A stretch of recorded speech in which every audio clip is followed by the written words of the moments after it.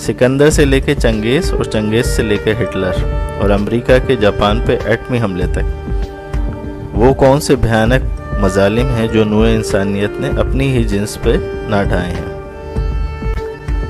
کیا یہ ظلم و بربریت جانوروں کی دنیا میں ممکن ہے؟ کبھی قومیت اور نیشنلٹی کے نام پہ، کبھی ملکوں اور صوبوں کے نام پر، کبھی فرقوں اور لسانی اختلافات اور مقابلے کے نام پہ۔ تاریخ شاہد ہے انسانوں نے انسان کے خلاف جو بربریت کا بازار گرم کیا ہے، اس کی نظیر جانوروں کی دنیا سے بھی ملنا ممکن نہیں۔ یہ سب کیوں ہوا؟ کیونکہ انسانوں کو انسانوں پر بھروسہ نہیں ہے، انسانوں میں وفاداری نہیں ہے۔ وفاداری کی بات ہو تو اشرف المخلوقات کتوں اور گھوڑوں کی مثال دیتے ہیں، جو اپنے باپ بھائی بچوں کو پیٹھ پر چھرا گھونپنے کا موقع تلاش کرتے ہیں۔ ظاہر ہے جب انسان کو بندر کہنے والے نام نہاد دانشوروں کو رہنما بنائیں گے اور ان کے لا یعنی فلسفوں